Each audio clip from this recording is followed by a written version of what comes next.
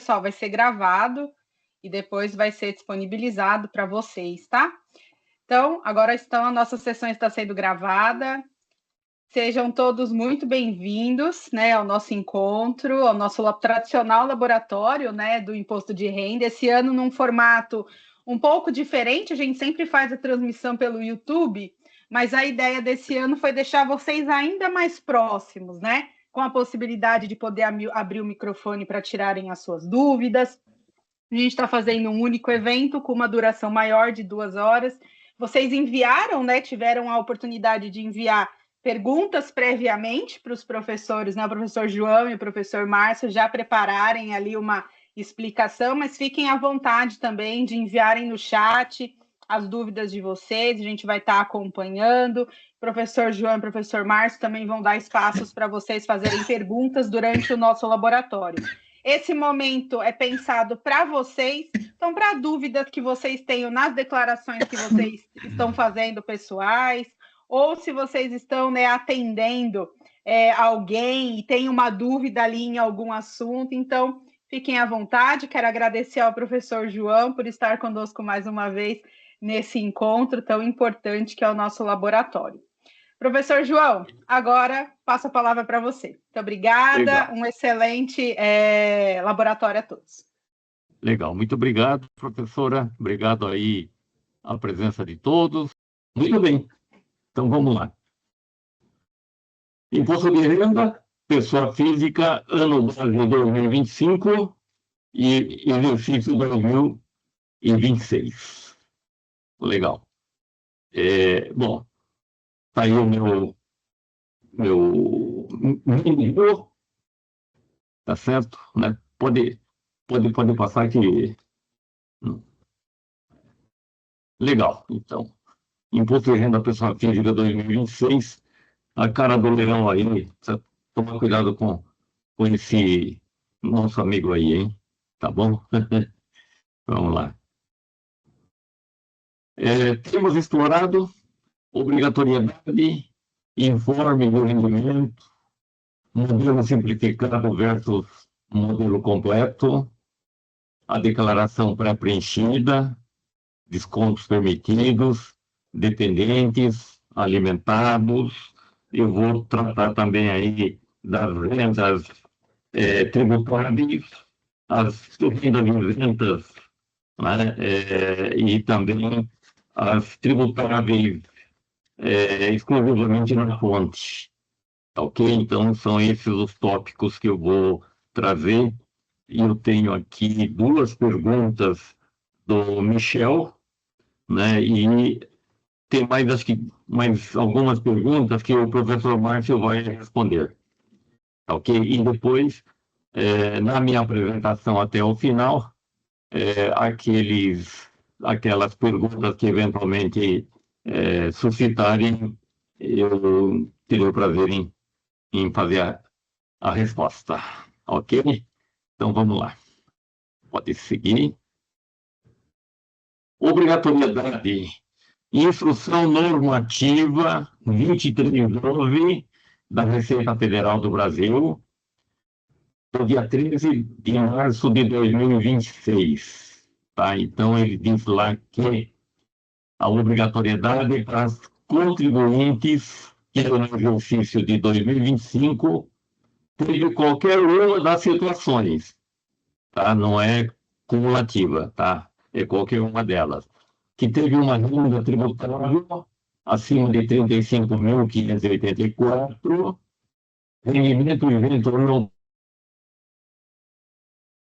na fonte no valor acima de R$200 mil, ou que teve ganho de capital na venda de bens ou direito sujeito à incidência do imposto, ou seja, para aqueles que preencheu o GCAP, né, que é a declaração de ganho de capital, certo? Realizou venda de ações em bolsas de valores, né, valores superiores a 40 mil, ou que obteve ganho líquido sujeito à incidência do imposto. Né? Então, se teve alguma transação que teve aí a tributação, a incidência do imposto, né? Então, a obrigatoriedade de fazer a declaração, prestar conta com a Receita Federal. Muito bem. Então, a próxima, contribuinte tal, né? Receita bruta na atividade rural, no valor de 177.920. Esse, juntamente com a renda tributável, são os valores que foram atualizados em relação à declaração do ano passado. Os demais permanecem, né? Por exemplo, essa posse ou propriedade de bens ou direitos, valor acima de R$ 800.000, né? Também igual ao do ano passado, né? E outras condições muito particulares aí, né? Muito particulares, muito específico aí, tá certo? Muito bem. Então, continuando aqui, informe de rendimento, né? Então, eu trouxe aqui o informe de rendimento padrão, né? Vínculo empregatício, tá? Então, esse é o formato, né? Basicamente, a gente vai ter esse informe de rendimento com vínculo, tá certo, né? Com vínculo empregatício, também para aposentados e pensionistas também tem esse mesmo modelo, tá certo? Depois tem os informes de rendimento dos bancos, né? Onde traz ali o saldo da conta, saldo de aplicações, né? Rendimentos de poupança ou de outras aplicações, né? Enfim, saldos em previdência privada, né? E assim por diante, tá certo, né? E depois tem aquelas informações, aqueles informes de rendimento fornecidos aí, por exemplo, pelas corretoras de valores, né? Tá certo? Aquelas corretoras de valores, quando a pessoa tem aí aplicação na bolsa ou alguma coisa desse tipo assim. Tá? Basicamente, esses três informes, né? Praticamente envolve quase 100% das situações, né? Que exige aí a apresentação do informe de rendimento, né? Por que isso é importante, né? É importante porque a declaração ela terá que ser feita com base nesse informe de rendimento, porque é nesse informe de rendimento que é informado a Receita Federal, né, pelas empresas, pelos bancos, pelas corretoras. Professor, Né? professor, seu áudio está falhando um pouquinho. Está falhando? Tá um pouquinho. Que eu faço aqui, então? Saio e volto? Não, né? Não sei se você está com fone ou não, só para verificar a entrada do fone e pode falar. Tá, Às vezes então, alguma. Tá, então, pera um pouquinho. Deixa eu ver aqui. Eu vou. Tá, então eu tô. Pera um pouquinho só. Se eu falar assim, fica melhor? Suzana? Pode me dar. Oi, tá melhor. Sim. Fica melhor assim? Fica um pouco melhor. Ele está dando como se fosse um ruído na comunicação, mas Tá tendo um eco, né? Parece que eu estou aqui numa. Como é que. Alguma coisa desse tipo assim? Agora ficou bom. Que começar. Pode continuar. Tá bom, então eu vou continuar assim, então. Vamos lá. Perfeito. Legal. Então tem esse formato, né, que eu falei, do informe de rendimento, né? A outra que a professora mostrou agora, né? Pode avançar uma, por favor? Isso, esse, por exemplo, é do banco, né, do Bradesco, né? E tem também das corretoras, né? Onde traz ali eventuais aplicações financeiras aí em bolsas de valores, né? Ou que tenha aplicado aí no Tesouro Direto alguma coisa, tem uma outra, digamos assim, outro tipo de informe, né? Mas que são fornecidos e têm a mesma característica, né? É que no processo da declaração, né, que seja sempre, digamos, considerados os valores que estão aí consignados no informe de rendimento, né? Porque é por aí que as empresas, os bancos, informam a Receita Federal.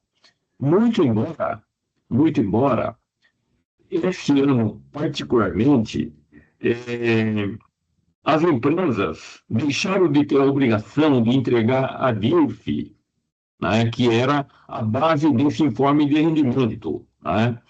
E com isso gerou aí algumas discussões aí, porque a Receita Federal está considerando, né, as informações contidas lá no e-social, né? Então vai estar cruzando uma informação do e-social com a informação financeira, né? Então, de repente, pode ter algum contratempo aí, né? Alguma divergência entre essas questões, né? E eu estou dizendo isso porque eu tive relatos de algumas divergências existentes na declaração já pré-preenchida, né? Tá certo, né? Na declaração pré-preenchida. Então, precisa tomar um pouco de cuidado aí, tá certo? O professor, Pode esse, falar. esse problema da pré-preenchida está no Brasil inteiro, né? Pelo que eu entendi. Porque que nem Agora ficou ruim a minha. Um minutinho só, deixa eu ver se eu aumentar aqui. Pode falar de novo. esse da pré-preenchida, pelo que eu entendi, o problema está no Brasil inteiro. Brasil Porque inteiro, não né? bate a pré-preenchida com os informes de rendimento que as empresas estão Exato. entregando, né? É isso, tá acontecendo isso. Então, a rigor, eu sugiro que quem tiver divergência não utilize a pré-preenchida e declare de acordo com o informe de rendimento. E aí você tem um documento nacional, né? Se amanhã depois a Receita te chamar, você tem, digamos assim, o documento, né? Você tem como comprovar a exatidão entre o informe de rendimento e o valor declarado. Mas daí a gente cai na malha fina?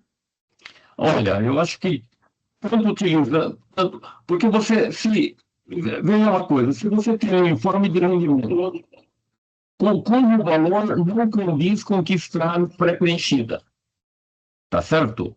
Né? E aí, como é que você vai fazer? Você vai assumir o que está pré-preenchida ou não?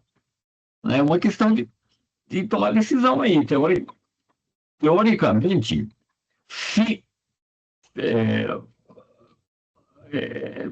validar a pré-preenchida, em teoria, a chance de ir para malha fina é muito menor. Mas a Receita está sabendo desse problema que aconteceu, viu, pessoal? A Fenatec, algumas federações já entraram com processo. Deu até no Jornal Nacional isso, porque não bate, parece que a Receita se perdeu. Em algum mês o E-Social não entrou, na empresa onde eu trabalho mesmo. Tem 150 funcionários, 100 não bate. O informe de rendimento está um e na Receita está outro. Pois é. Então, veja uma coisa. Qual documento que você tem? Não, você tem o informe de rendimento, tá certo ou não? Sim, então entrega pelo Né? informe. Então, no informe, se você declarar conforme está o informe de rendimento, e você joga o problema na mão da Receita Federal, não é isso? Ok. Tá? Então, eu estou entendendo que essa questão da malha fina, em função desse problema que aconteceu, tá, vai ser muito mais flexível do que em anos anteriores. Né? Não entendi. Tá? Pelo menos é a percepção que eu tenho. Tudo bem? Vamos adiante?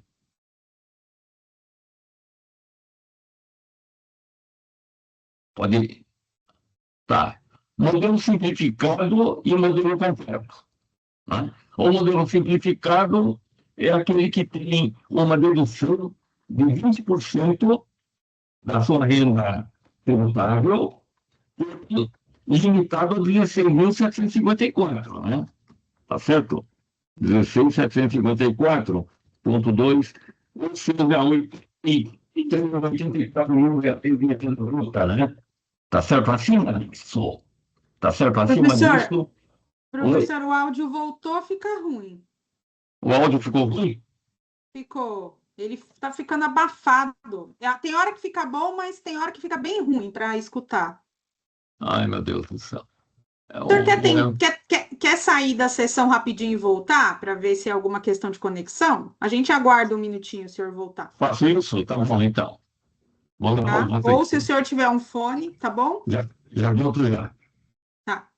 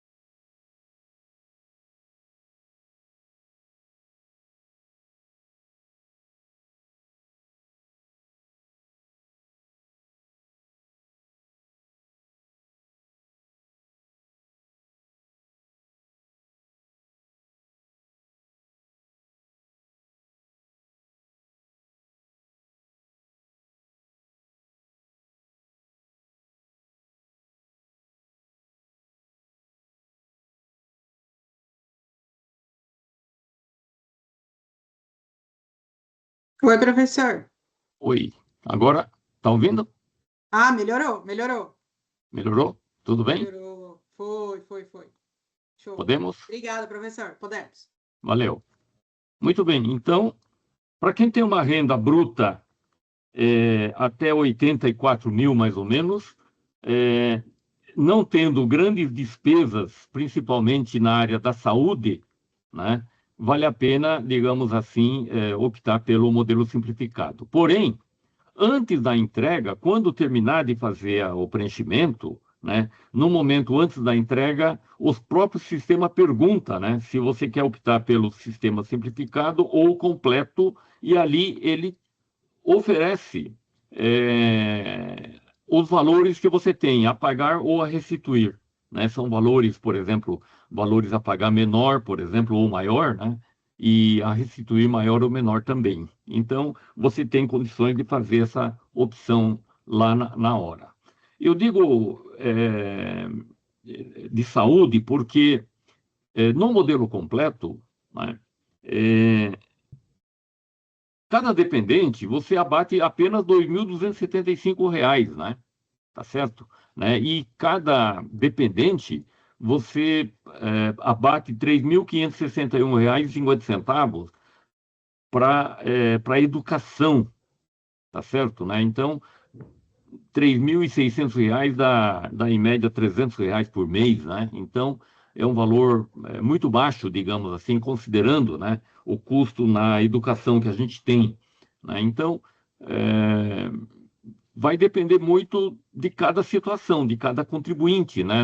A gente não tem aqui uma fórmula mágica, digamos assim, né, para dizer que modelo completo ou simplificado é melhor. Vai depender da situação, evidentemente, para cada um. né? Pode continuar, por favor, Suzana, por gentileza. Tá, modelo completo, né? Se tiver despesa médica, é sem limites de valores, tudo bem?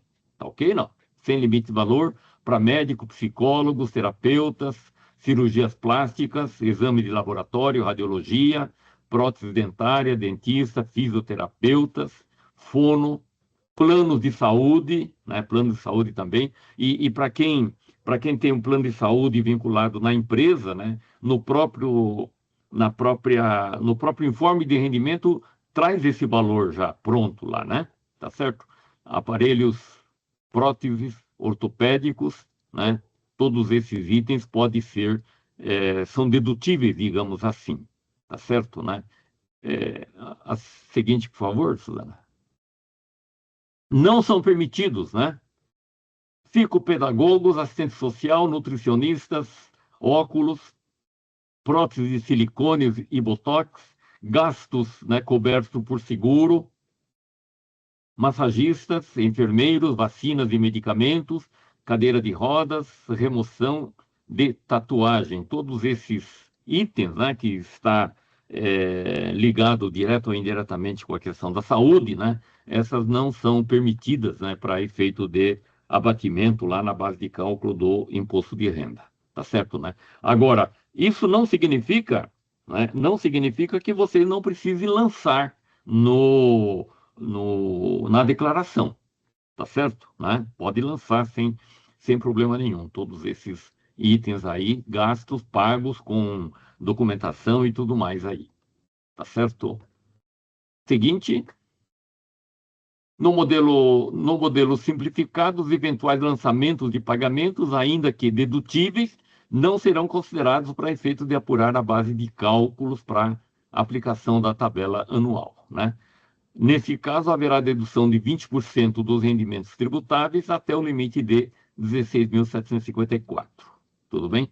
Antes do processo da entrega do PGD, que é o programa gerador dessa declaração, né? Informa as duas opções, modelo simplificado ou modelo completo, né? Isso que já havia colocado para vocês aí. O contribuinte faz a escolha antes da entrega, ele pode fazer essa opção. A única restrição que tem é, uma vez entregue, se eventualmente vocês perceberem que fizeram um mau negócio, né? Digamos assim, a retificadora não permite mudar de modelo, tudo bem? Tá? Se entregou no simplificado, vai continuar no simplificado. Tá? Não haverá possibilidade de fazer a troca, né, do modelo simplificado para o modelo completo ou vice-versa. Certo? Boa noite, professor. Oi. Boa noite. Professor. Aqui é o Oi, professor Márcio, tudo bem? Tudo bem, professor Márcio? Tudo bem? Eu acabei de dar aula agora, estou entrando aqui para acompanhar. Opa, tá legal. Eu fico até às 20 horas e alguns minutos aí, depois Sim. o professor dá continuidade. Tudo bem? Tá bom. O senhor começou falando sobre Perfeito. as receitas já ou não? Isso. Vamos falar agora. Ah, tá bom. Vamos lá. Continuando aí, a outra, por favor. Essa é a tabela completa, tá certo, né? A tabela anual, tudo bem? Tá? É da base de cálculo que vocês apurarem, né? O próprio sistema já, né? O próprio PGD já calcula, né? Mas eu trouxe aqui para vocês a tabela, né? Que é utilizada lá dentro do sistema, tudo bem? Tá, então, vamos lá, vamos continuando lá. Tá? Pré-preenchida, né? Quem quiser utilizar ou fazer a verificação da pré-preenchida, dá um clique nesse item aí, nesse link, né? Que vai abrir a sua declaração pré-preenchida. E aí vai gerar aqueles problemas, né? Que de repente o valor que constam ali não vai bater com o valor do informe de rendimento que você tem em mão, né? Particularmente, tá certo? Né? Isso não quero induzir a vocês que faça dessa ou daquela forma, né? Eu acho que aí é uma questão de decisão, porque o desfecho dessa situação a gente não sabe exatamente como é que vai se dar lá na frente, tá certo? Né? Porém, eu entendo que, né, quem tiver valores discrepantes, né, esse é um problema que está no Brasil inteiro, todas as empresas versus a Receita está com esse problema, né? Eu, particularmente, entendo que declarar de acordo com o que está no informe de rendimento que você recebeu, né, você fica mais seguro, né? Tá certo, né? Embora, se você chegar na Receita Federal e alegar que você aceitou os valores que estão lá na pré-preenchida, né? A Receita também não tem como argumentar contra, né? Tá certo? Né? Tudo bem? Tá? Isso aí uma, uma situação em que a Receita está tentando, entre aspas, assim, né, facilitar a vida do contribuinte, né? Essa pré-preenchida aí. Tudo bem? Tá? Pode seguir mais um. Aqui é pré-preenchida, né? Para essa modalidade, a Receita considera as informações recebidas tanto dos recebedores quanto dos pagadores, né, pelos bens e serviços prestados e ou tomados do contribuinte, né? É aquele negócio, né? A Receita esse ano deixou de exigir que as empresas entregassem a DIRF, né? E eles utilizaram as informações lá do E-Social. E nesse processo de sair de uma base e partir para uma outra base para considerar aí os valores, né, lá na pré-preenchida, acabou dando essa discrepância aí, tá certo, né? Então, a declaração já vem com respectivos valores de rendas e de pagamentos, né? Cabe ao contribuinte validar essa informação para promover a entrega, né? Então, se você não concordar, preenche lá, né? Faz o preenchimento normal lá, sem utilizar a pré-preenchida. Tudo bem? Então, vamos lá, na outra. Desconto permitido, né? No modelo simplificado, a gente já falou. Do modelo completo, a gente já falou, né? Despesa com instrução, R$ 3.561,50 para cada dependente, né? Valor por dependente, R$ 2.275. Despesa com saúde, sem limite de valor, né? Pensão alimentícia, aporte em PGBL até o 1% da renda tributável. Tudo bem? Tá? O VGBL não entra aí nessa questão. Não abate na renda tributável. Pode continuar, mais um, por favor. Dependentes, né? Aqui tem uma lista muito grande, né? Cônjuge, filhos, né? Filhos, né? Cônjuges, filhos até 21 anos ou até 22, 24 anos, se cursando ensino superior ou escola técnica, né? De segundo grau. Tá? Filho enteado com deficiência. Tudo bem? Tá? Pode seguir mais um aí. Irmãos, netos ou bisnetos sem arrimo dos pais, de quem o contribuinte detém a guarda judicial, até 21 anos, né? Então, muito cuidado, porque essa questão da guarda judicial, né, não é porque simplesmente você acolheu, né, o seu neto, o seu irmão, né, que não tem renda, esse tipo de coisa, é que você pode considerá-lo como sendo o seu dependente, né? Precisa ter, né, a guarda judicial declarada lá pelo juiz, tá certo? Né? E aí, então, precisa tomar muito cuidado com isso, né, para não ser glosado, né, não ser eliminado, né, ou excluído por conta aí dessa irregularidade perante essa declaração, né? Pais, avós, bisavós que tenham recebido rendimentos tributáveis ou não até o limite da isenção do imposto de 28.467, né? Então, se o seu pai ou seu avô, seu bisavô, né, tenha uma renda aí, digamos, de abaixo de 28.467, tá certo, né? Você pode considerá-lo como sendo o seu dependente. Agora, se você considerar como dependente, declarar essa renda que vai juntar na sua renda tributável, eventualmente, entendeu? Precisa tomar muito cuidado com isso daí, tá certo, né?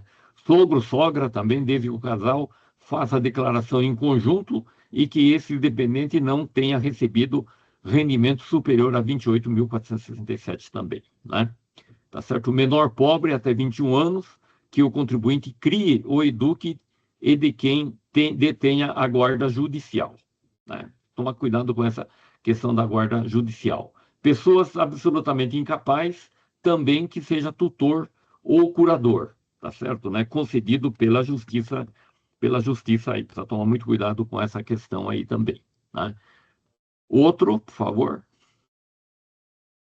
Alimentados, né? É a questão da pensão alimentícia, né? Alimentado é quem recebe a pensão alimentícia, decidida por ordem judicial, né? Ou em um acordo feito por escritura pública, tá certo? Alimentado pode ser filho, ex-mulher, ex-marido, né? Ou parente qualquer. Se o juiz decidiu que a empresa necessita da pensão alimentícia, ele é um alimentado.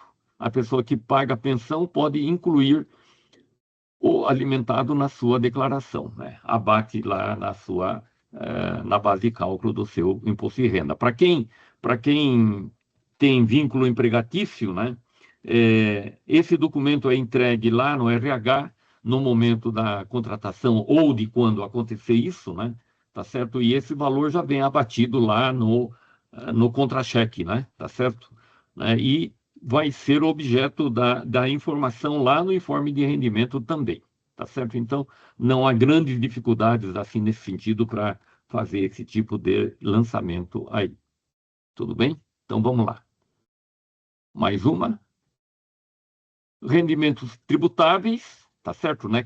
Quais são os rendimentos tributáveis, tá certo, né? Salários, férias, pensões, né? Prolabore, aluguel recebido, rendimentos de MEI, trabalho autônomo, esse tipo de coisa. São rendimentos tributáveis do imposto de renda, né?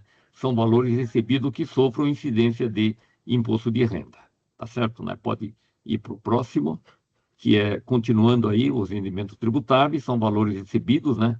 Empresa contratante ou banco deve fornecer o informe de rendimento, né? Trata-se de informações que são entregues à Receita Federal. Por sua vez, a Receita cruza essas informações que recebeu das empresas com o que o contribuinte declarou, né, no seu imposto de renda, tá certo? Então, esse é o aspecto mais crucial, né, importante aí a ser observado. Por isso, não faça lançamento com informes, digamos, que não seja efetivamente fiel ali da empresa, né? Tá certo, né? E precisa tomar muito cuidado, porque às vezes a empresa entrega uma e depois percebe que teve lá um erro, alguma coisa, né? E depois pede para substituir, tá certo? Então, ficar muito atento com essa situação. Eu, particularmente, enquanto já, digamos, trabalhando com entrega de declaração de imposto de renda, já acabei tendo essa situação, porém, foi percebido antes de entrar no processo da malha fina, né? Então, eu fiz a retificação e, né, fiz a retificadora e resolveu a questão, tá certo, né? Pode ir mais uma, que tem aí, acho que o informe de rendimento agora, né? É isso. Aí, então, informe de rendimento, né? Vocês vão perceber aqui no item 3, tá certo? Rendimentos tributáveis, né? Deduções e imposto de renda na fonte. Então, aí, basicamente, são os rendimentos tributáveis, principalmente para quem tem vínculo empregatício, tá certo, né? Ou seja, trabalha sob regime de CLT, das consolidações das leis trabalhistas aí, tá certo? Então, rendimento tributável é isso daí. Agora nós temos rendimento isento e não tributável, que é a próxima, né?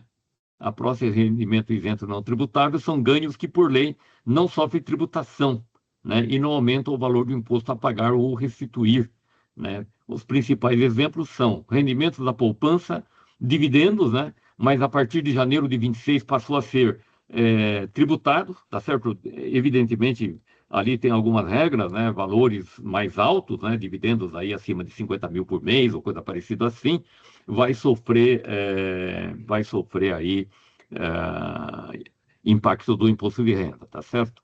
Né? Bolsa de estudos, indenizações trabalhistas, fundo de garantia, heranças, doações, lucros na venda de certos bens. Aí, precisa dar uma boa olhada, né, em relação aí o que é.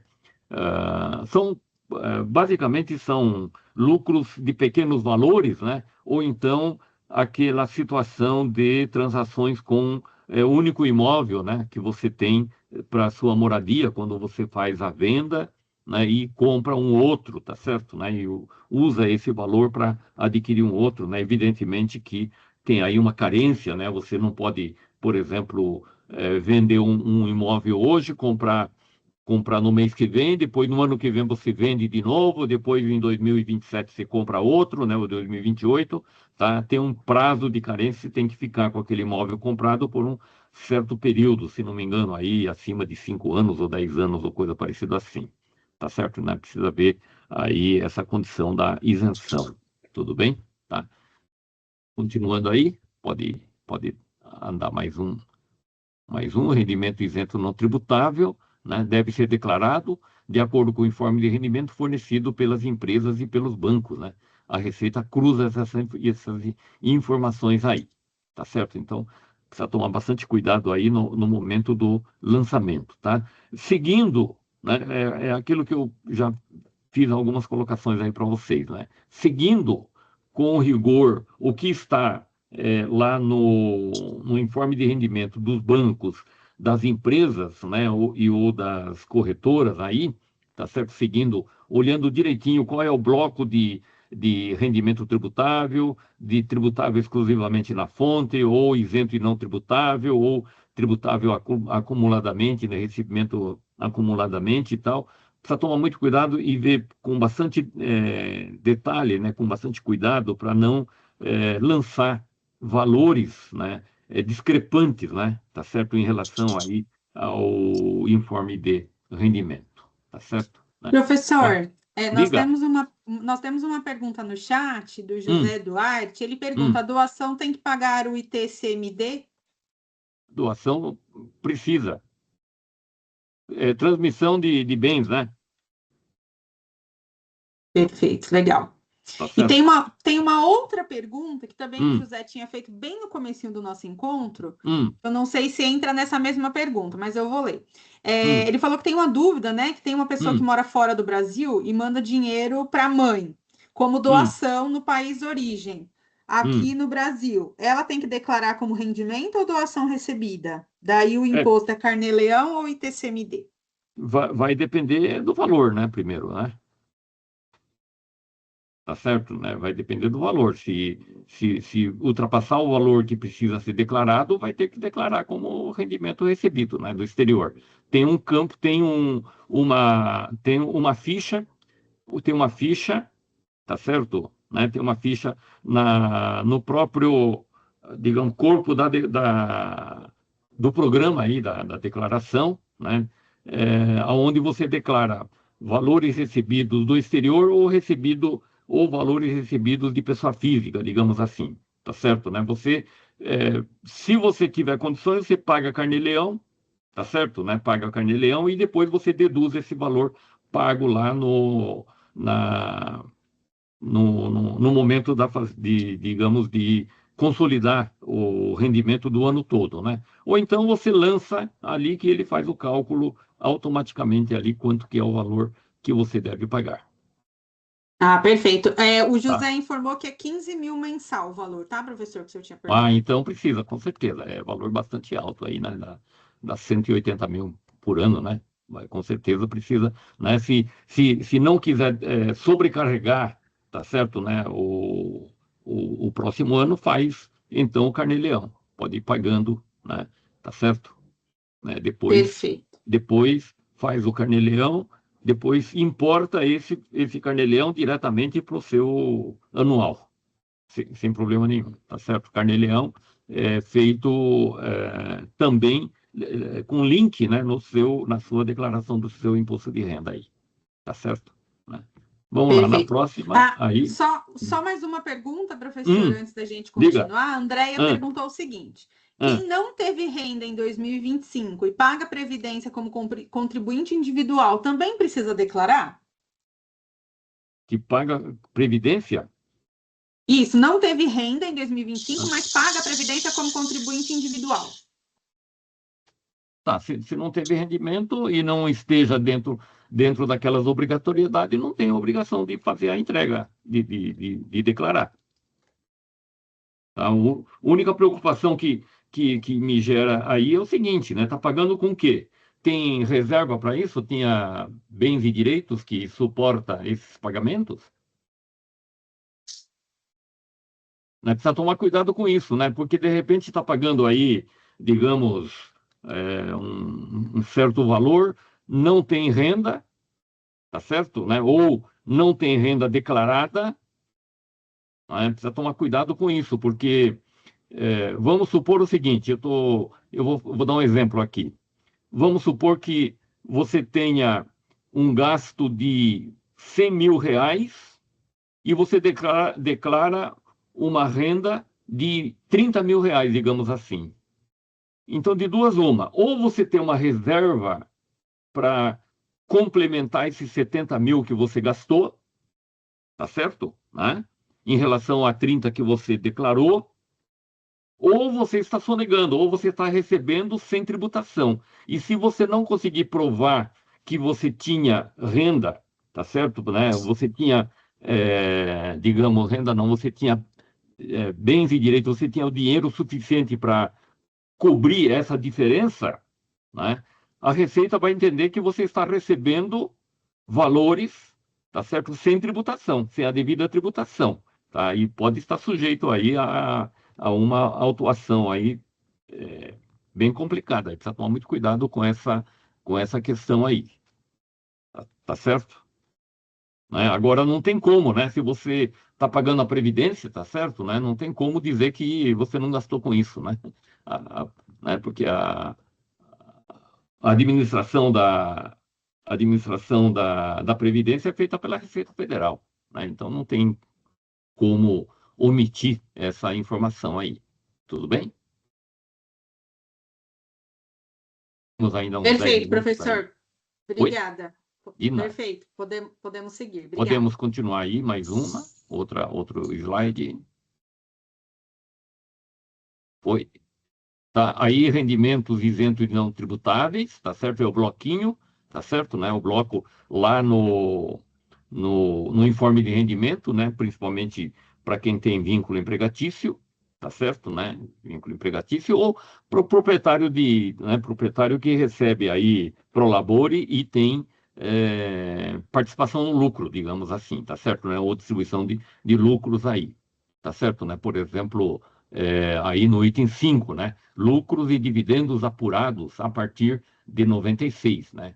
Pago por pessoa jurídica, tá certo? Lucro real, presumido ou arbitrado, tá certo? Então, pode fazer por aí, tá certo? Ou então, 6, né? Valores pagos a titular ou sócio de microempresa ou empresa de pequeno porte, tá certo? Né? Exceto Prolabore, porque Prolabore é tributável. Ele entra lá no bloco de cima, tá certo? Ok?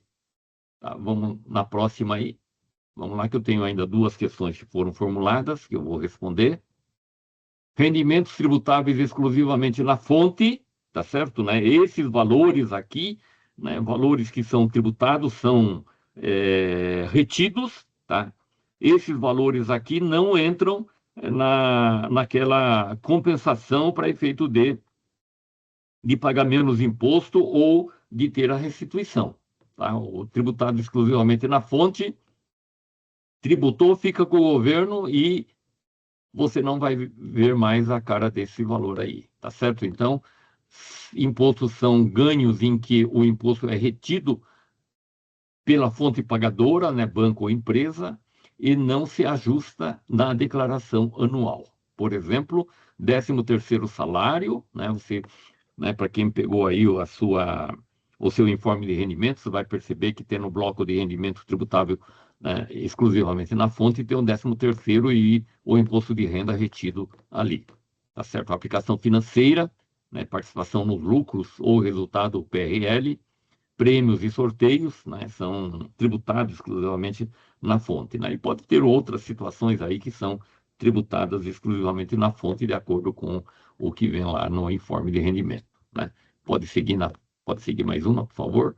Exclusivamente na fonte do imposto são ganhos em que o imposto é retido pela fonte pagadora, né? E não ajusta na declaração anual. Deve ser declarado conforme o informe de rendimento fornecido pela empresa ou pelo banco, né, deve ser declarado conforme esses informes, tá certo, né?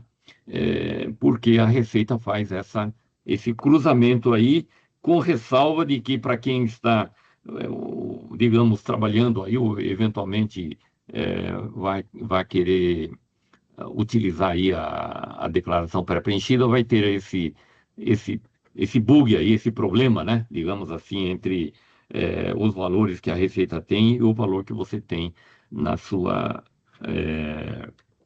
no seu informe de rendimento aí. Tudo bem? Tá? Pode ir mais um.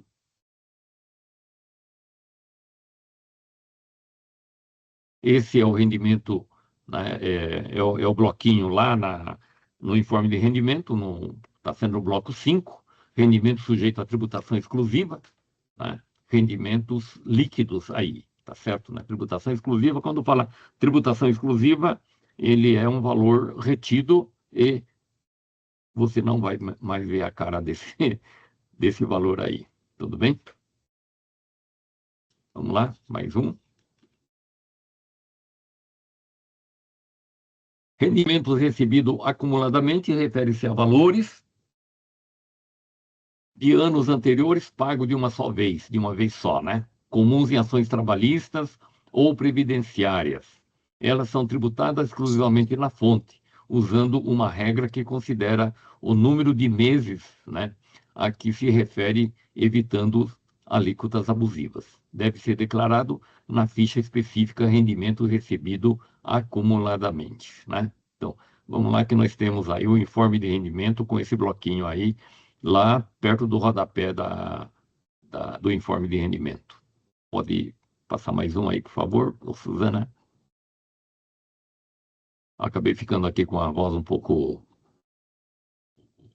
complicada aqui, mas tudo bem, tá? Então, lá no bloquinho 6 do informe de rendimento, tá? Rendimento recebido acumuladamente, tá certo? Acumuladamente. É sujeito à tributação exclusiva, certo? Tudo bem? Tá? Então, dá a quantidade de meses, né, o processo, né? Então, eles consideram aí, né, a tributação não é feita num único bloco, né? Por exemplo, se isso dá o direito, né, seria um direito de 4 anos, por exemplo, né? Então, a Receita vai considerar aí, tá certo, né, fazer, separar isso, né? Como a tabela é progressiva, tá certo, né? Digamos, R$ 100.000 tributado numa única vez, vai dar um valor. Se eu dividir ele em 4 e tributar 25 em cada um, o somatório desses 4 é muito menor do que a tributação direta no 100.000, né? É isso que está, digamos assim, que se considera para efeito dessa tributação aí. Tá certo? Muito bem. Então, continuando aí, mais um. Bom, prazo da entrega, vencimento na primeira parcela ou cota única, né? Se tiver imposto para pagar, vai ser no dia 29 de maio. Portanto, né, o último dia do mês de maio, na verdade, é 31, mas o último dia útil, né? O último dia útil é dia 29 de maio. Tudo bem? Tá? O professor Márcio, né, ele vai considerar fazer essas considerações também aí para vocês, tá? Muito bem, eu tenho 2 perguntas aqui para responder do Michel, Michel deve ser, né, feitas aí, né? A primeira pergunta é o seguinte: caí na malha fina na declaração de 23. Já fiz o envio de toda a documentação comprobatória necessária antes mesmo da notificação da Receita Federal. Todavia, meu processo encontra-se parado em análise de documentação, né? Esse é o argumento que eles usam lá. Já há 2 anos, né? Já faz mais de 2 anos aí, tá? Porque era de 23, né? Tá certo? A pergunta é: depois de 5 anos, se a Receita não fizer a validação da documentação, perco o direito de restituição referente àquela declaração? Eu tenho 2 aspectos a considerar aqui, Michel. Primeiro, o seguinte: se você não tivesse tomado nenhuma providência e não tivesse aberto essa possibilidade de fazer essa, digamos assim, essa comprovação, tá certo? Aí o risco de caducar em 5 anos é muito grande, tá certo? Todavia, como você já entrou com esse processo, né, já é um processo que está sob análise, né, é a mesma coisa, né, é a mesma coisa, por exemplo, a questão da reclamação trabalhista, né, ou de alguma ação judicial, né, tá certo, né? Então, se a parte credora, né, não fizer nada durante 5 anos, por exemplo, né, então ele perde o direito. Tá certo? Mas se mover uma ação, né, se essa ação estiver correndo, então digamos, essa situação ele acaba favorecendo aí ao contribuinte. Mas eu digo o seguinte, né? Entra lá no sítio da Receita Federal e tenta fazer digamos, uma visita, né? Ou fazer uma checagem pessoal, né? Tenta marcar, né? Tenta agendar uma visita pessoal lá na Receita, leva tudo o que você tem e, conseguindo isso, com certeza, seus técnicos verificarem, né, vão dar um andamento mais rápido nesse processo aí, certo? Então, pelo menos, esse é o meu entendimento. Tem uma outra pergunta aqui, que ele fala o seguinte, olha, ele mesmo, o próprio Michel. Meu pai é meu dependente em minha declaração, né? Ele é aposentado há muitos anos. Ainda quando contribuinte ativo, ele tinha um CNPJ de sua empresa, né? Em que fizemos um plano de saúde. Hoje, dada a sua aposentadoria, ainda não demos baixa no CNPJ exatamente para manter esse plano de saúde, né? Porque o plano de saúde, conforme ele diz aqui, que é muito mais em conta do que fazer um plano individual direto da pessoa física aí. Aí ele está perguntando se, né? Aí ele diz o seguinte, que eu realizo, né? Ele fala, a declaração das informações da empresa, normalmente através do imposto de renda da pessoa jurídica, na forma do DASN, né? CIMEI, tá? E, claro, com os respectivos recolhimentos do DAS mensalmente. Ele paga aquele valor lá, deve ser aqueles R$87, alguma coisa assim, R$84, R$87, né? Tá certo? E aí ele pergunta que, tendo em vista essa situação, né, se ele vê alguma irregularidade nesse processo, né? Particularmente, eu não vejo nenhum, porque o seu CNPJ está em dia, tá certo, né? O seu CNPJ está em dia. Se tiver alguma renda, evidentemente, né, vai ter que declarar, mas isso primeiro declara pela jurídica, depois que passa para a física, né? Tá certo? E só o que vem lá da física é que vai fazer parte da declaração do imposto de renda da pessoa física aqui, tá certo? Então, o meu entendimento é de que não há nenhuma irregularidade aqui, tá certo, né? O único probleminha aqui, tá certo? O único probleminha é o seguinte, né? Primeiro, né, digamos assim, o próprio plano de saúde entender que tem alguma irregularidade. Mas aí já é uma outra situação que não tem nada a ver com a questão do imposto de renda, né? A segunda questão, que é o seguinte, se você paga todo mês o DAS, teoricamente, você teria que ter uma renda pelo CNPJ, né? Porque senão vai chegar um momento que, se você tivesse lá algum valor em conta da empresa ou coisa parecida assim, ela vai acabar desaparecendo, né? Tá certo? Então, como é que você está pagando, por exemplo, o DAS e está pagando o plano de saúde? Tá certo, né? Então, se você não tem renda, teoricamente, alguém está bancando, né? Então, é uma questão que, a depender do valor do plano de saúde que você está pagando, né?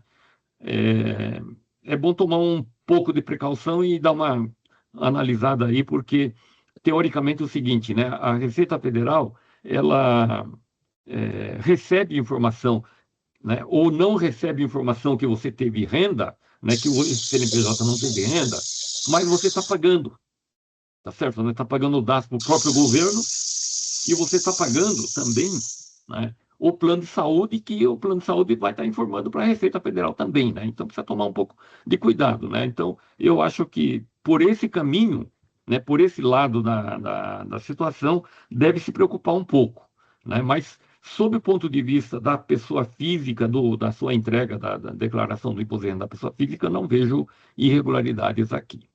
Tudo bem? Tá. Avancei aqui 6 minutos, professor Márcio. O professor Márcio está ouvindo? Não? Tá? Estou ouvindo, professor. Tudo bem? Você assume aqui, a partir daqui? Tudo bem? Pode ser, tem alguma pergunta para mim? Mais alguma pergunta? Eu contei isso com o João das Flores, né? Oi, professor João. Bem, Oi. aqui no chat, ninguém colocou mais nenhuma pergunta. Tá bom. Tá. Acho que tem alguém... Ah, não, Mesmo tá tudo que- certo. Achei que tinha alguém com o microfone aberto. Pode falar, Tá bom. professor. Se tiver alguma, se o professor Márcio puder responder, tá ótimo. Se não, manda para mim que eu faço a resposta pelo WhatsApp. Ok. Perfeito. Professor João, muito Tá bom? obrigada, né, por estar conosco nessa primeira hora do nosso laboratório. Valeu. Muito produtivo, né? Muito obrigada. Valeu, Professor foi Márcio, muito legal. obrigada, professor. Valeu, boa sorte, Márcio. Obrigado aí. Ok, Obrigado pela sequência Obrigada. Suzana, do trabalho aí. Até mais. Tchau, tchau. Obrigado, hein? Tchau, tchau. Oi, Suzana, professor Márcio, boa eu noite. tenho 2 materiais aqui. Você quer que eu passe no teu zap para você ir apresentando? Apresentar, pode apresentar, professor. Se quiser me mandar também, fica à vontade, que o professor João estava com uma dificuldade para compartilhar. Aí eu fui Sim. compartilhando por aqui, mas se o senhor quiser compartilhar diretamente por aí, pode compartilhar, não tem problema nenhum, não. Tá bom, ok. Então vamos lá. Eu vou compartilhar aqui na tela uma pergunta que foi feita, né? Vou começar primeiro, então, respondendo uma pergunta formulada. Então, vamos ver aqui, ó.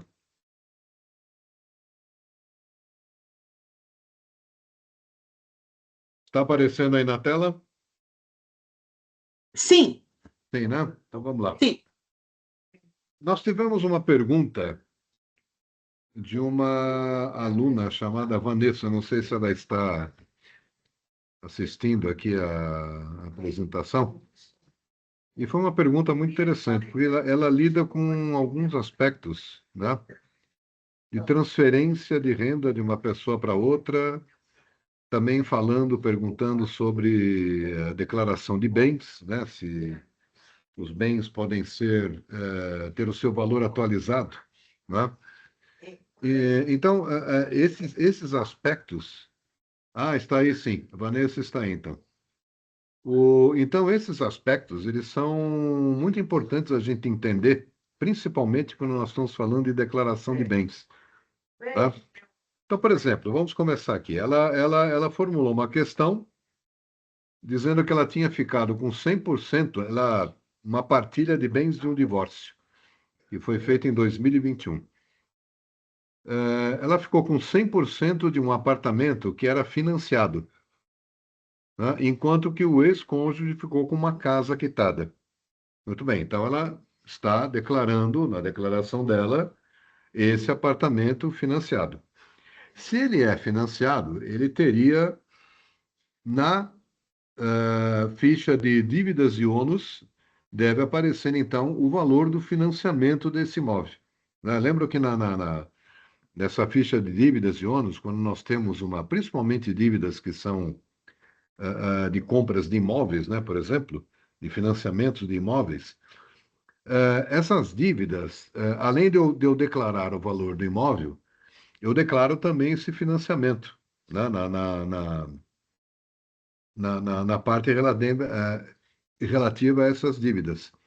E esse valor do financiamento, à medida que vai passando o ano, eu vou então declarando um valor menor do que em relação ao ano anterior. Por quê? Porque eu vou quitando parcelas desse financiamento, né? Então, na medida em que os períodos anuais vão se passando, o valor dessa dívida, né, desse financiamento vai diminuindo, tá certo? Porque eu vou pagando as parcelas do financiamento ano a ano. E ela colocou aqui que no acordo ficou estabelecido que o ex-cônjuge pagará R$ 500 mensais das parcelas desse financiamento por 10 anos. A dúvida dela era a seguinte: a forma correta dela declarar esse aporte mensal, ou seja, esses R$ 500 mensais, né, que ela recebe, para que não seja confundido com renda tributável. E como atualizar o custo de aquisição do imóvel na ficha de bens e direitos. E também ela pergunta se gostaria de confirmar se esse saldo deve aparecer em dívidas e ônus reais. Bom, primeiro, como eu falei, o saldo desse financiamento deve sim aparecer em dívidas e ônus reais, como eu estava dando o exemplo aqui. Quando nós declaramos um imóvel que é financiado, em dívidas e ônus reais aparece todo final do ano o saldo devedor desse empréstimo. E na medida que eu vou pagando, então, esse financiamento, esse saldo devedor vai diminuindo ano a ano, até chegar a zero no último ano de pagamento. Vamos ver este imóvel. Primeiro, alguém teria uma ideia, antes de eu mostrar aqui o próximo slide, no entender de vocês, esses R$ 500 que ela recebe do ex-cônjuge, isso deveria ser tributado? Faço uma pergunta a vocês. Alguém poderia me responder? Que entendem dessa maneira ou não? Eu acredito que não, professor. Sim, quem está falando, dá um nome, por favor. Desculpa, me perdoe, é o Douglas. Adobes, tudo bem. Boa Então, noite, tudo bem? tudo bem. O Jefferson aqui também está dizendo que não é tributado, né? Agora, se a Vanessa está seguindo aqui, eu queria tirar primeiro uma dúvida com ela, que na pergunta que ela colocou, estão vendo aí no item 2, ela fala no acordo. Ficou estabelecido que o ex-cônjuge pagará R$ 500 mensais das parcelas desse financiamento por 10 anos. Vanessa, me confirma se você está ouvindo aqui? Oi, boa noite, professor. Eu estou sim. Boa noite. Então, eu queria que você primeiro me confirmasse, Vanessa, esse acordo que você está dizendo é um acordo formalizado através de uma ação de separação? Sim, sim. Ou é simplesmente um acordo particular entre você e o ex-cônjuge? Não, não. Ele é formalizado, sim. Foi Ele é feito por meio judicial. Uhum. Isso. Uma outra pergunta. Você recebe uma pensão judicial? Não, não, pensão, não. Não. O cônjuge não lhe paga uma pensão, então? Não, não, não. Não, ele não Seria paga. somente esse valor mesmo em relação Somente ao esse valor da valor. parcela para complementar, né? Ele está complementando o valor da parcela. Então, quer dizer, Isso, durante 10 anos. você paga uma parte, ele está pagando, então, uma outra parte com esses R$ 500 mensais. Certo? Isso mesmo. Uma outra pergunta. Se você não recebesse esses R$ 500 mensais, uma suposição, a renda que você tem no ano, ela comportaria o pagamento desse financiamento? Sim, sim. Uhum. Teria, né? Uhum. Ela comporta o pagamento do financiamento. Apenas ele estaria, de uma certa forma, entre aspas, ajudando numa parte do Isso. pagamento desse financiamento, né? Na verdade, professor, é porque assim, no meu divórcio, a gente já tinha uma casa quitada. E ele Sim, ficou você morando falou nessa que casa. sim. Ele ficou morando nessa casa. Então, como uma casa que a gente tinha, ela é quitada, ele ficou morando lá e eu fiquei nesse apartamento que é financiado, né? Que é financiado. Okay. Então, por isso que ele vai ficar me ajudando durante esses 10 anos nesse valor. 10 anos. Por esse motivo, entendeu? Certo. Bom, eu entendo o seguinte, eu até formulei aqui eu entendo que esses R$ 500 você deve declarar na linha de rendimentos isentos e não tributáveis. Por que que eu falo rendimentos isentos, né? Eu fiz a pergunta à Vanessa aqui, se ela recebe uma pensão em função do divórcio. Ela disse que não, ela não recebe uma pensão. Não. Então, eu acredito que o único valor que ela recebe são esses R$ 500, Isso, que é uma ajuda para o pagamento desse financiamento do imóvel, né? mesmo. Então, nesse caso, é como se eu estivesse formalizando, digamos, uma transferência de valores entre duas pessoas, né? Uhum. Eu não tenho um contrato, uma coisa que me estabeleça, né, esse pagamento mensal, né? Então, isso não é uma pensão, por exemplo. Isso aí não seria considerado uma pensão judicial, né? Que normalmente as pensões judiciais são chamadas também de pensões alimentícias, né? Então, não é o caso que eu estou vendo e enxergando aqui. Então, essa transferência que ele faz, então, de R$ 500, no meu modo de ver, você declararia como rendimentos isentos. Tem uma linha 99, você vai colocar ali o código 99 e outros e vai discriminar que é uma transferência pecuniária recebida. Aí você vai mencionar o nome dele e o CPF do ex-cônjuge. Tá certo? Ah, perfeito. Perfeito, professor. Tá Uma ótimo. outra coisa Obrigada. aqui, que talvez seja mais importante aqui. Você perguntou, eu vou voltar aqui Uhum. no slide anterior. Você perguntou aqui, ó, como atualizar o custo de aquisição do imóvel na ficha de bens e direitos. Então, vejam bem, ó, uma grande preocupação que nós temos, e acho que, não sei se eu diria se isso aí seria uma injustiça ou não. Quando nós declaramos um bem, um automóvel, um imóvel, por exemplo, eu estou fazendo, vamos supor que eu adquiri o imóvel num determinado ano e eu estou informando o valor de aquisição daquele imóvel, né? Com o passar do tempo, é óbvio que o valor desse imóvel talvez fique abaixo de um possível valor de venda que ele teria, um valor de mercado que ele teria, né? Se nós pudéssemos, por livre e espontânea vontade, fazer a cada ano, informar um aumento de valor no imóvel, simplesmente por ele ter aumentado o valor de mercado dele, se eu pudesse fazer isso, seria muito bom. Um instante só, por favor.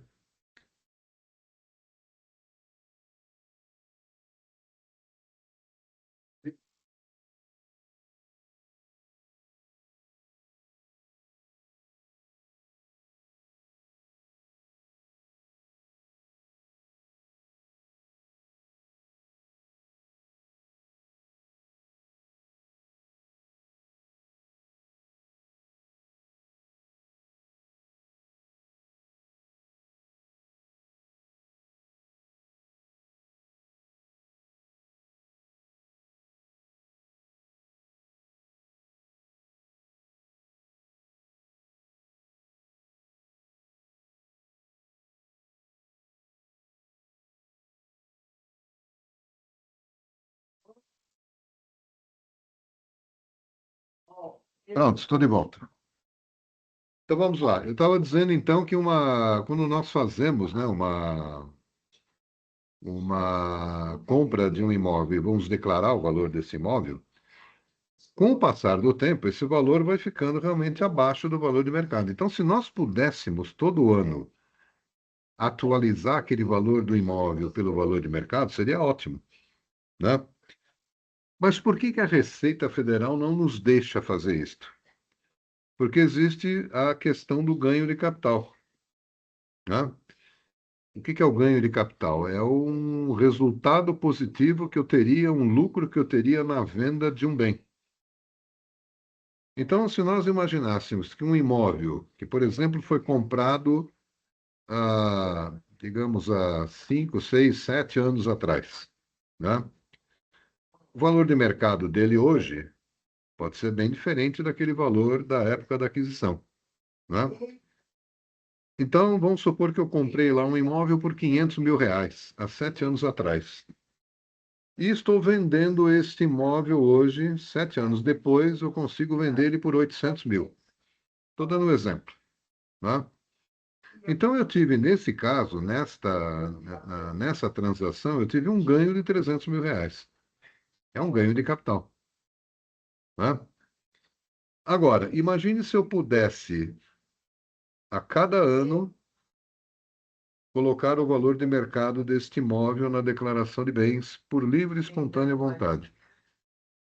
Quando chegasse lá na frente, eu estivesse vendendo este imóvel, possivelmente ou teria um lucro bem pequeno, né? E talvez até nem pagasse, nem tivesse ganho de capital numa operação que eu viesse a fazer. Então, a Receita Federal, ela proíbe que nós, declarantes, façamos uma atualização de valores de bens por livre e espontânea vontade. Isso precisa ser autorizado, né? Nós fazermos, né, uma atualização do valor de um bem. Então, por exemplo, no caso de bens imóveis, o que aconteceu? Eu vou fazer um histórico aqui. Em 1995, talvez até nem algum de vocês nem tivesse nascido ainda, né? Em 1995, a Receita Federal permitiu que houvesse uma atualização dos bens e direitos numa declaração de imposto de renda de pessoa física, né? A preços de mercado. Mas como é que ela permitiu fazer essa atualização? Naquela época, anos 90, né, eram períodos de inflações altíssimas que nós tínhamos. Então, nós tínhamos mecanismos de atualização monetária, né, a chamada correção monetária, né? Até, inclusive, nas empresas, se fazia a correção monetária, né, de valores. Então, existia uma unidade fiscal chamada UFIR, que foi permitido aos declarantes fazer a atualização do valor desses bens até 31 de dezembro de 1995, usando-se a variação da UFIR, desde a data da aquisição daquele bem até o dia 1º de janeiro de 1996. Então, esta foi, naquela época, a atualização que foi permitido ser feita com a declaração de bens de uma declaração de imposto de renda de pessoa física. Depois disso, vocês estão vendo que aqui embaixo eu coloquei uma observação, né, que a aquisição, as aquisições ocorridas após 31 de dezembro de 1995 não seria aplicada a qualquer tipo de atualização sobre o custo de aquisição daquele bem, quer seja um imóvel, um automóvel, qualquer tipo de bem, né? Então, o que aconteceu depois? Então, por isso que eu falo, quando nós... eu acho que é uma coisa, digamos... Está me fugindo a palavra aqui, mas seria mais justo que nós pudéssemos, né, ter os nossos bens sempre atualizados ano a ano. Mas a Receita Federal não entende assim, né? Porque vamos pensar, por exemplo, num lado contábil aqui, numa empresa, né? A empresa adquire um equipamento.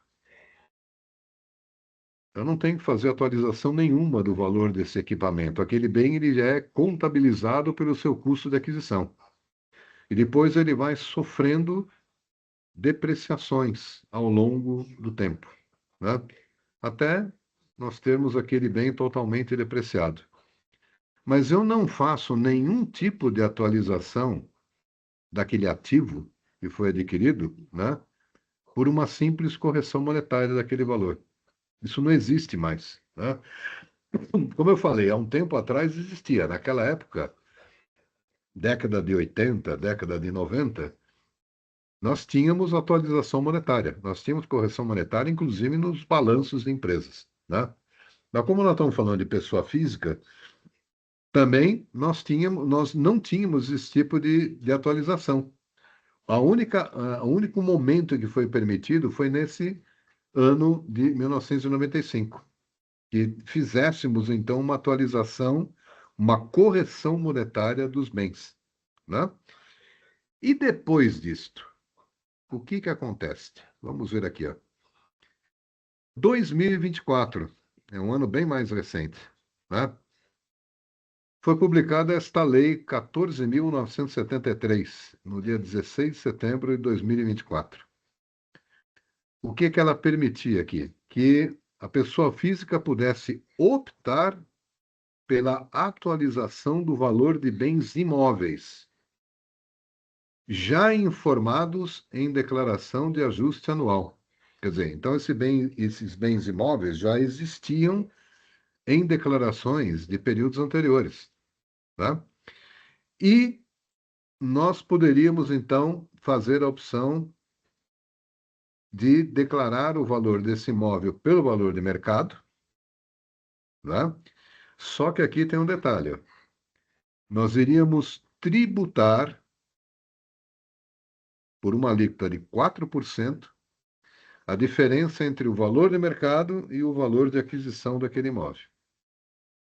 E esse imposto, esse valor de 4%, esse imposto de renda, né, de 4% sobre essa atualização, ele é pago integralmente. Isso aconteceu em 2024.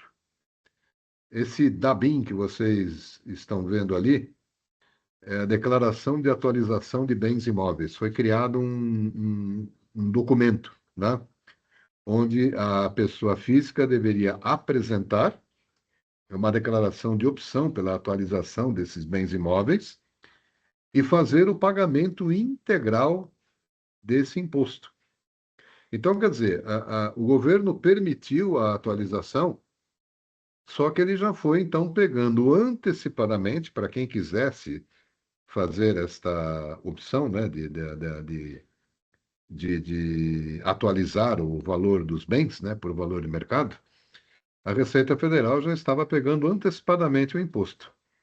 Obviamente, oferecendo uma alíquota menor, né? 4% não é uma alíquota que eu diria que seria normal dentro de uma tributação de pessoa física. Eu até diria que até um incentivo, né, para que a pessoa fizesse a atualização do bem imóvel, né, do valor dos bens imóveis, mas só que ela teria que pagar agora, quando ela faz essa atualização, ela paga esses 4% de imposto de renda pela diferença entre o valor atualizado e o custo de aquisição. Em 2025, o ano passado, também foi publicada uma lei, né? A Lei 15.265. Foi publicada em 25 de novembro de 2025. Esta lei aqui, por exemplo, ela permitiu que as pessoas físicas, né, fizessem a atualização do valor de bens imóveis a preço de mercado.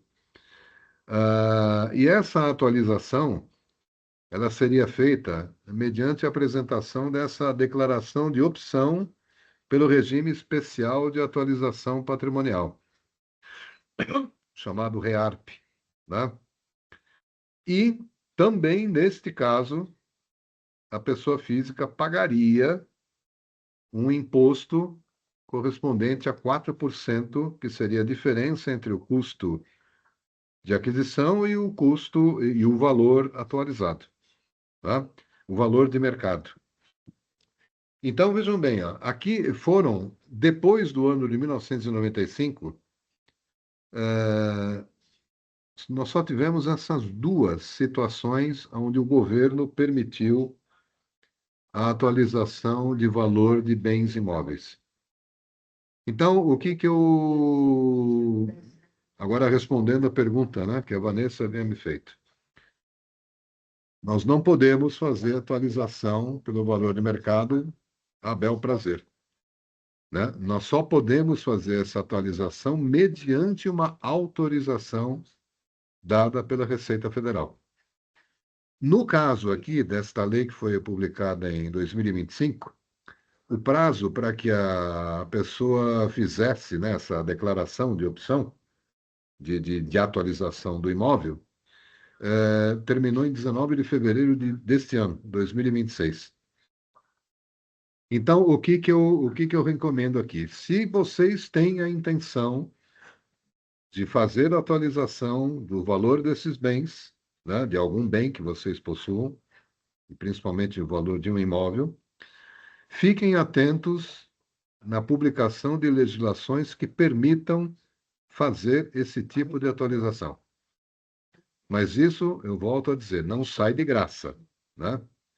O governo, quando permite essa atualização, ele já quer dar uma mordida antecipada pelo imposto de renda. Então, ele já, como é o caso dessas duas legislações que eu apresentei aqui.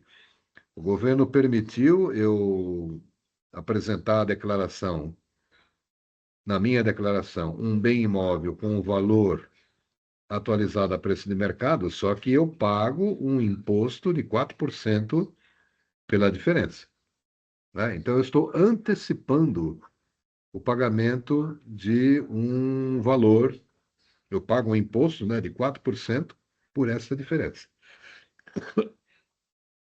E outra coisa,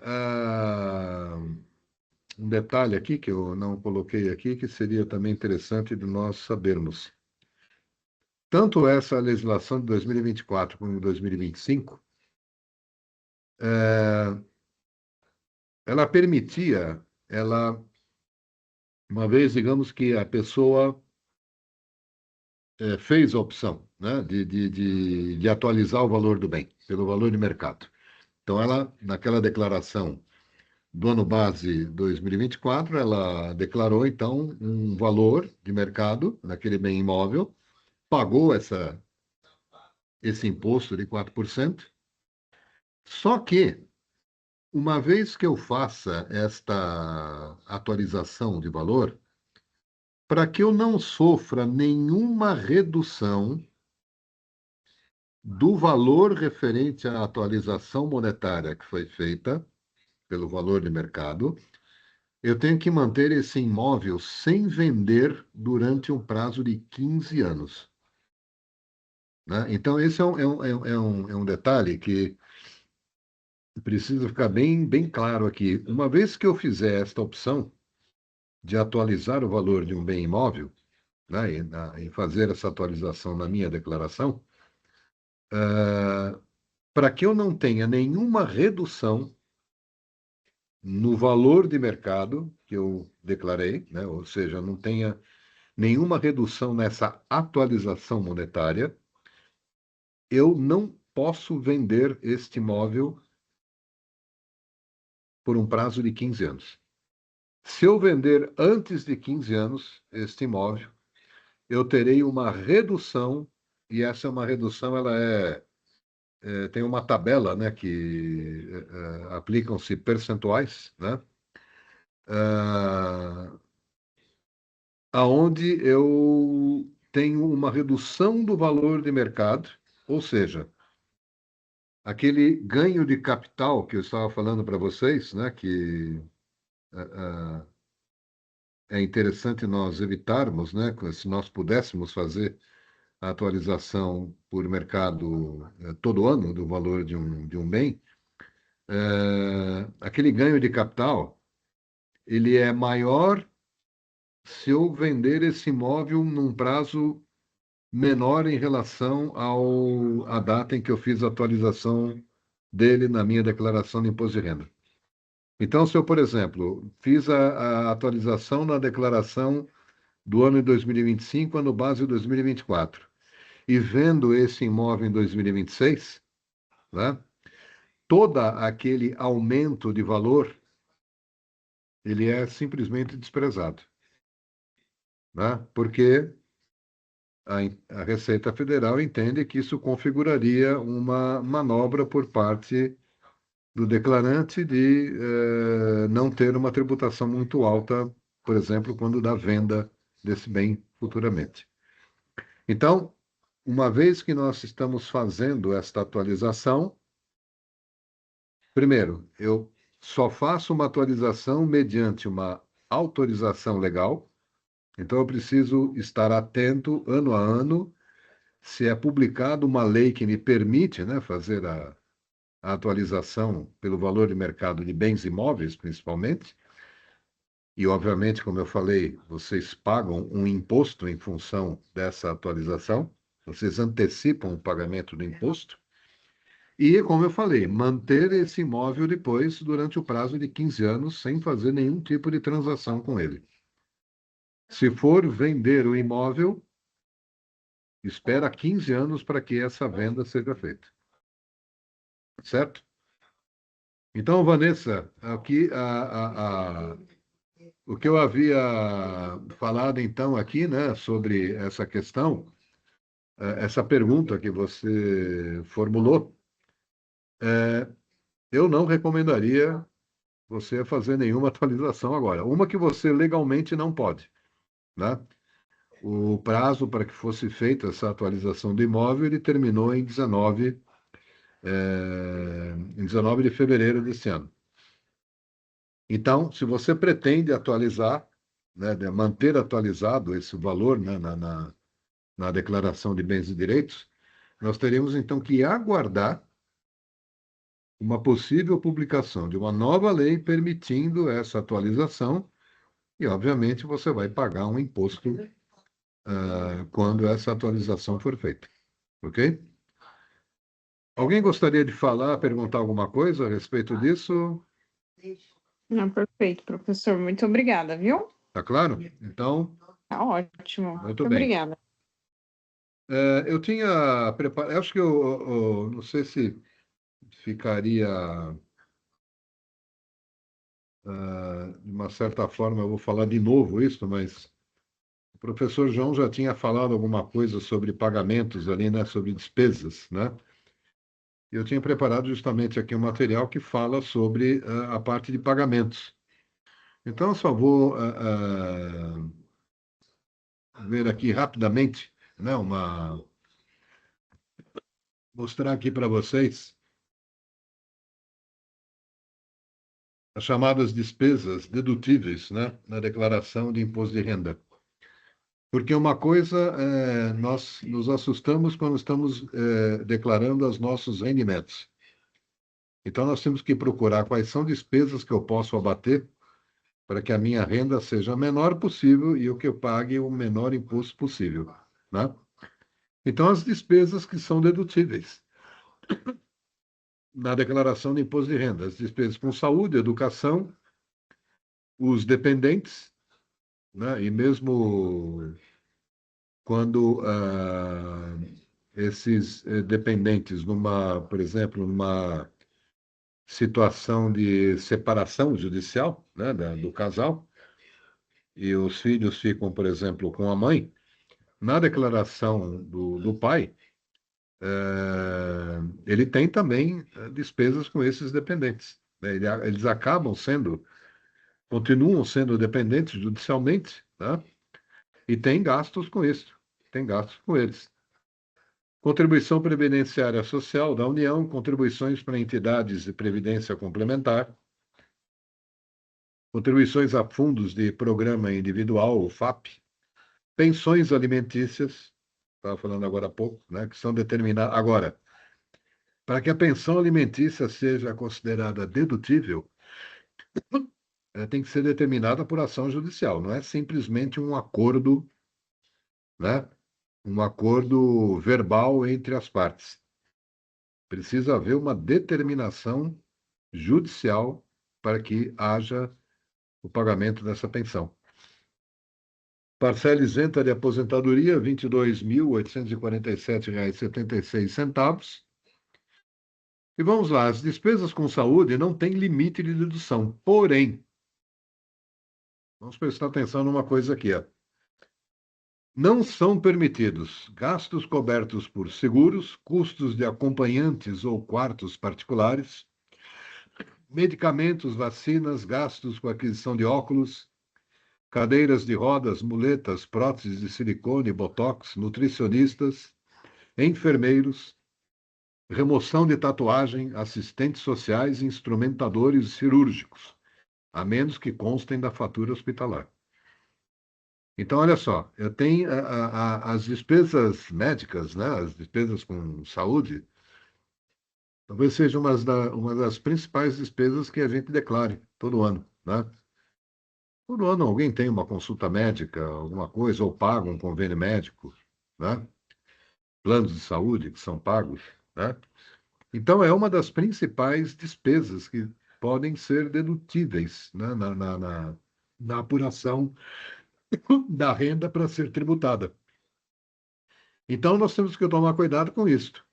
Não são todos os tipos de gastos que nós podemos considerar como despesa de saúde, né?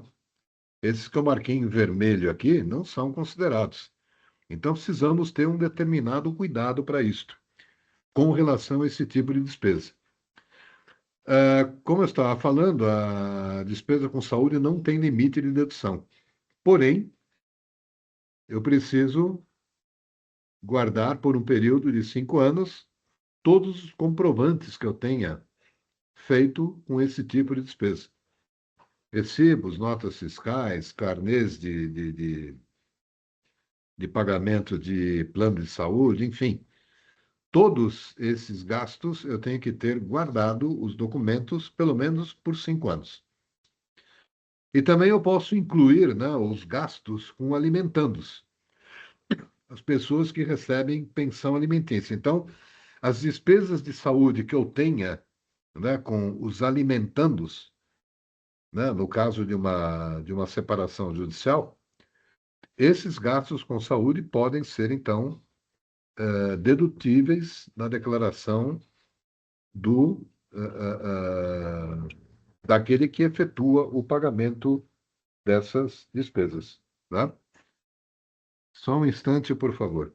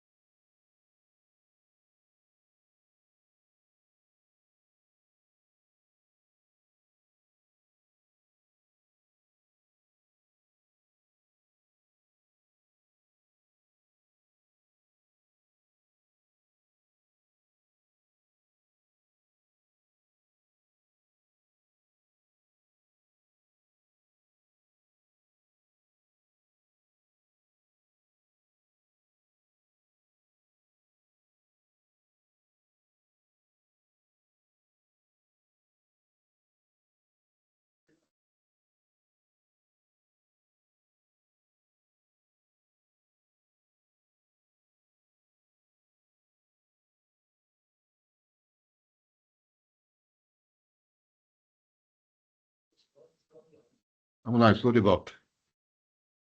Então, as despesas com saúde dos alimentandos, né, também pode ser deduzida na declaração de quem está fazendo o pagamento dessas despesas. Educação. Aqui eu acho a maior injustiça que nós temos, né, na declaração de imposto de renda. Eu posso ter um limite no máximo de R$ 3.561,50. Agora eu pergunto, quem faz faculdade, qualquer tipo de nível de ensino, superior, ensino médio, ou que seja, né, que estude numa instituição de ensino onde você paga uma mensalidade. Com R$ 3.561 é possível nós fazermos um curso durante um ano todo? Impossível, né? Não tem como. Então, essa é uma das partes da declaração que eu considero aqui como as mais injustas que existem. Da mesma forma como as despesas com saúde não têm limite, as despesas com educação também não deveriam ter limite. Mas, infelizmente, nós temos aqui um limite individual de R$ 3.561,50, coisa que eu acho um absurdo, né? Particularmente, eu acho um absurdo isto. Não são permitidos gastos com curso de idioma, cursinhos, viagem de intercâmbio, passeios escolares, atividades extracurriculares, como academia, esportes, dança ou música, material escolar, transporte até instituição de ensino. Enfim, esse tipo de gasto não é entendido como gasto, como despesa de educação. Embora sejam, né, obviamente eu não vou colocar para deduzir um curso de idioma que eu estou fazendo, né? Mas se eu estiver fazendo um curso de graduação, de pós, de mestrado, doutorado e etc., eu posso ter esse gasto deduzido, mas até o limite de R$ 3.561,50.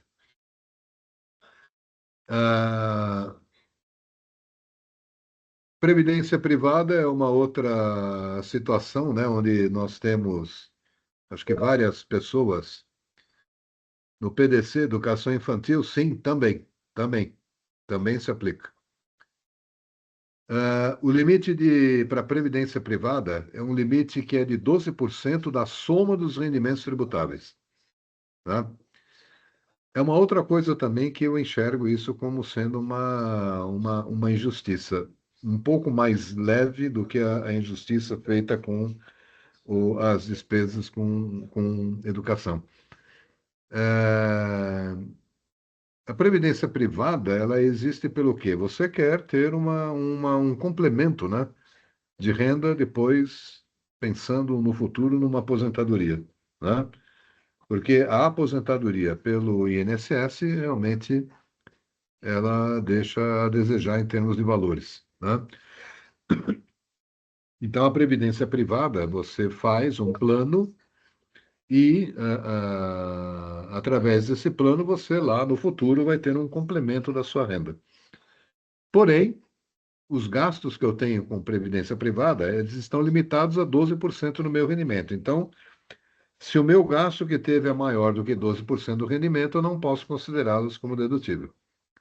Eu só posso deduzir até o limite de 12% do total de rendimentos tributáveis. Previdência social. Aqui, obviamente, não tem limite anual. Obviamente, essa previdência é o valor que é descontado do nosso salário todo mês, né? A contribuição previdenciária do INSS. Então, essa contribuição você apresenta, quando você tem um informe de rendimento, ela aparece ali como uma dedução da sua receita. E não importa, aqui não existe limite para a dedução desses valores. Pensão alimentícia.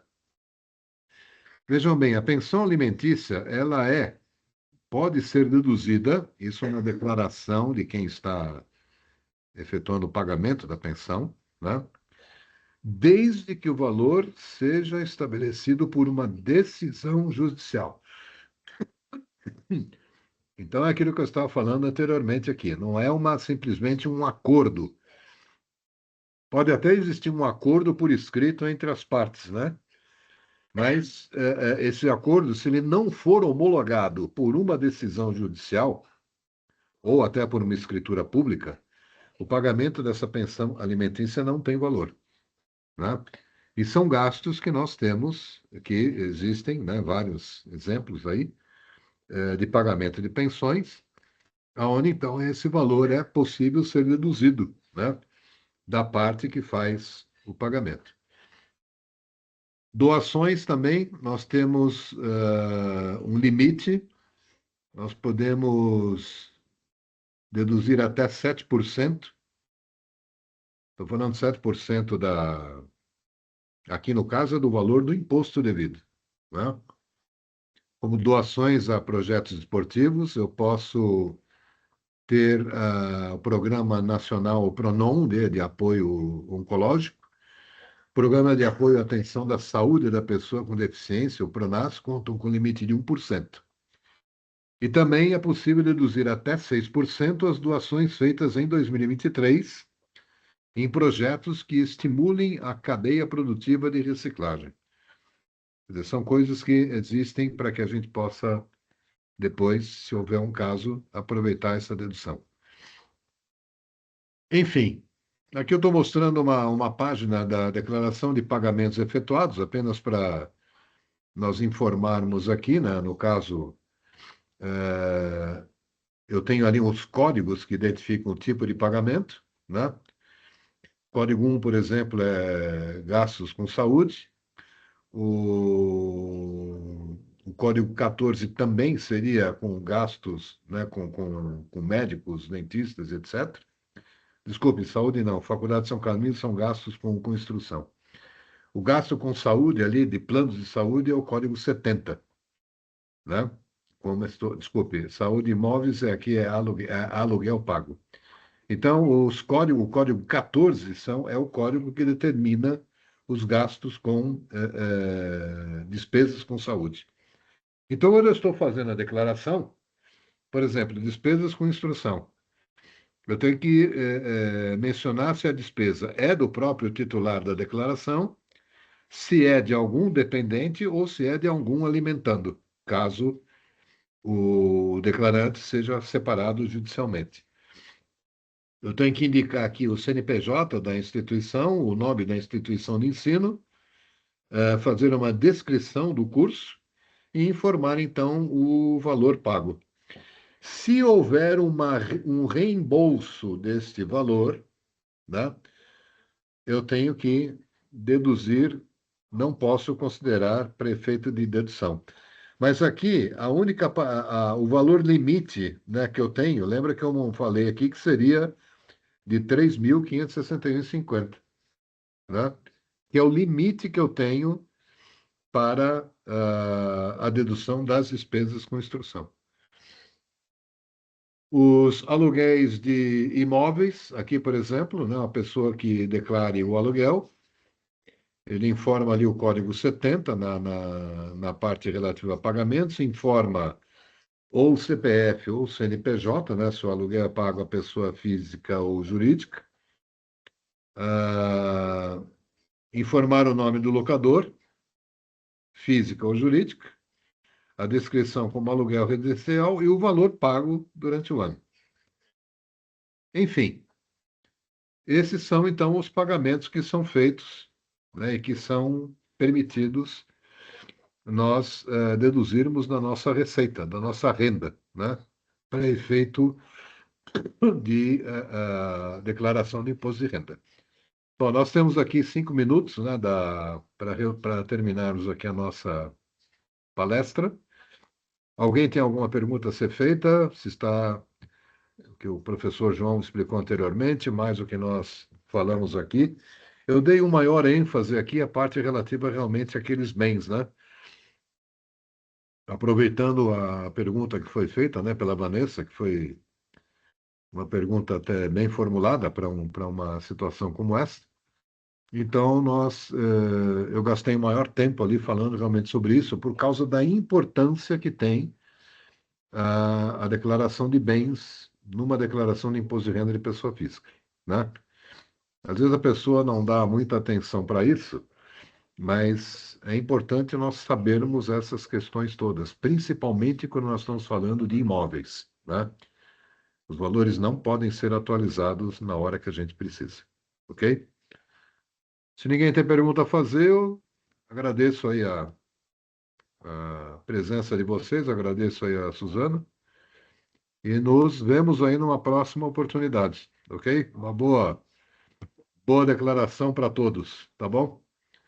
Um bom ano Professor aí. Márcio, muito obrigada, foi excelente, já tomei notas de várias situações aqui para também finalizar minha declaração de imposto de renda. Então, agradeço muito, né, a disponibilidade, estar com a gente aí, né, no laboratório, trazendo informações tão importantes. Muito obrigada, professor. Obrigado a todos, pessoal. Excelentes declarações para vocês, né, agora nesse último mês. Um abraço a todos, bom Ok, boa descanso. noite a todos aí. Obrigado aí, viu? Obrigada, boa noite. Tchau, tchau. Tchau, tchau, boa noite. Obrigada, boa noite. Tchau, obrigada, boa Tchau, tchau, noite. tchau. Boa Obrigado, noite. boa noite. Boa noite.